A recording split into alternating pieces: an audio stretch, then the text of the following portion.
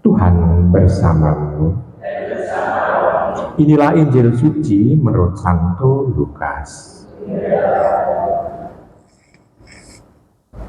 Ketika hampir genap waktunya diangkat ke surga, Yesus mengarahkan pandangannya untuk pergi ke Yerusalem.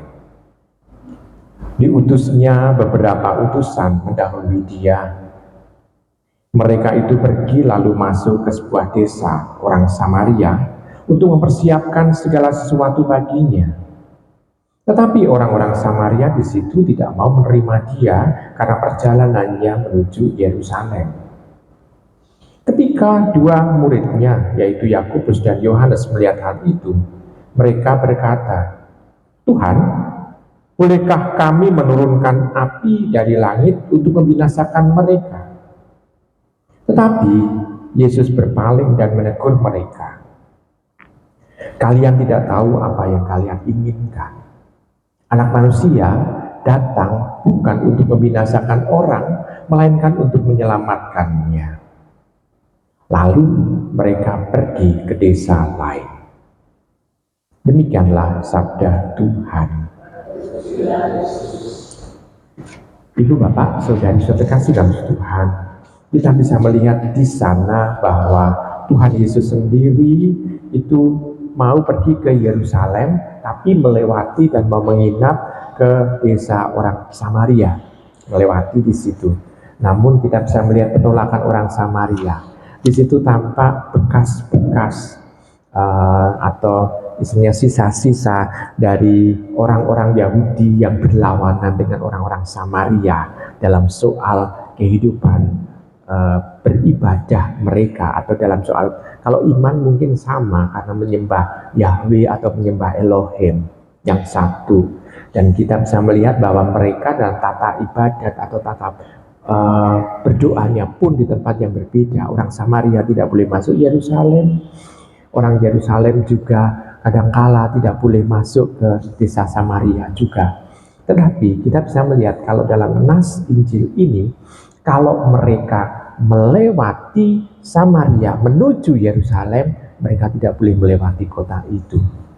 Namun mungkin kalau tujuannya hanya ke Samaria itu, mungkin mereka masih menerima. Kita tidak tahu tradisi Samaria seperti apa.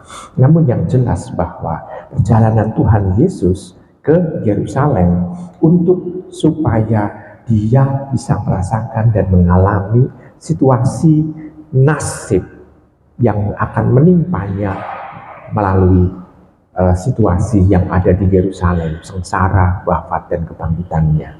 Nah, kita bisa melihat di sana. Lalu sikap muridnya, yakni Yakobus dan Yohanes, yang merasa bahwa gurunya kok ditolak untuk tidak boleh lewat Samaria, merasa marah. Mereka mau meminta untuk mendoakan supaya bolehkah kami menurunkan api dari langit untuk membinasakan mereka. Kita diingatkan akan kisah seperti Sodom dan Gomora yang hancur karena api dari langit itu, karena hukuman, karena dosa. Dan di situ Yakobus dan Yohanes merasakan bahwa orang Samaria ini seperti orang Sodom dan Gomora yang seolah-olah menolak kehadiran Allah. Namun Tuhan Yesus mau untuk menjelaskan kepada mereka bahwa kehadirannya bukan untuk membinasakan, namun kehadirannya untuk menyelamatkan. Biarkanlah orang itu menolak, namun akhirnya nanti akan ada kesempatan mereka untuk bertobat juga. Nah, ini Bapak, saudara-saudari yang terkasih, sikap Tuhan yang luar biasa itu mengingatkan kita akan kasih Allah. Nah, sekarang kalau kita bisa melihat, kita hubungkan dengan peringatan hari ini, yakni peringatan Santo Hieronymus. Saya tidak tahu apakah bulan kitab suci nasional pada bulan ini, bulan September ini, karena pada ending dari September ini karena Santo Hieronymus kah? Saya tidak tahu apakah ada hubungannya dengan itu. Tapi yang jelas adalah bahwa Santo Hieronymus adalah orang yang sungguh sangat akrab dengan kitab suci. Dia tahu persis. Dan kalau dia menjadi penerjemah ke bahasa Latin, maka minimal dia bisa menguasai berbagai macam bahasa. Dan itu adalah karunia Tuhan sendiri. Bagi saya sendiri pribadi, saya untuk belajar bahasa mengalami kesulitan. Banyak kesulitan yang saya alami. Berbeda dengan Romo Purwo yang menguasai banyak bahasa. Minimal itu ada bahasa Jerman, bahasa Perancis, dan juga bahasa Inggris atau bahasa Itali gitu ya. Itu tahu Romo Purwo. Tapi kalau saya sangat terbatas sekali untuk menguasai bahasa. Romo Edianto juga sangat senang sekali menguasai bahasa.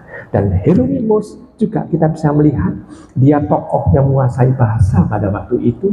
Paling tidak bahasa yang digunakan pada zaman Tuhan Yesus, bahasa orang-orang Israel, bahasa Yunani, bahasa kitab suci perjanjian baru, dan juga bahasa Latin.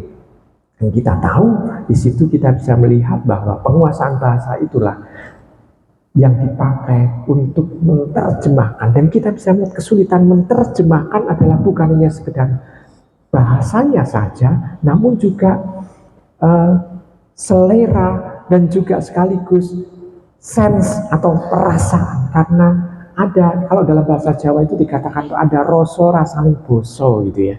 Ada rasa itu, ada bahasa itu ada perasaannya, ada satu ungkapan. Dan di situ dikuasai oleh Hieronymus, sehingga kitab suci perjanjian lama dan perjanjian baru yang diterjemahkan ke bahasa Latin itu bisa menggambarkan memang situasi yang ada pada zaman itu yang ada, sehingga betul apa yang diterjemahkan itu adalah memang ini yang menjadi kehendak Allah yang diterjemahkan ke bahasa Latin.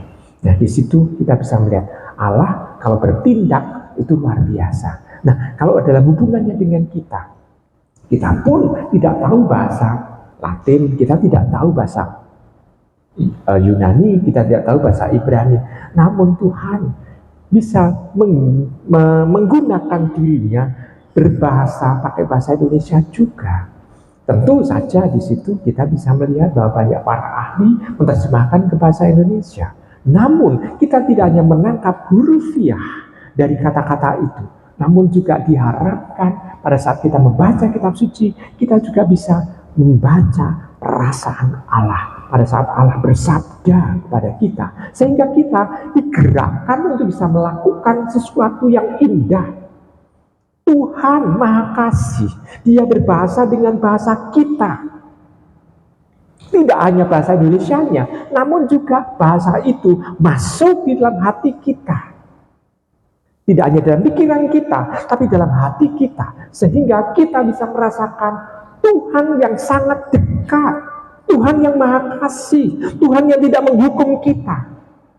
Tuhan yang mau mengajak kita, menggiring kita menuju kepadanya. Dan ini, itu kita bisa melihat bahwa banyak orang terlibat di dalam kita bisa mengenal bahasa itu.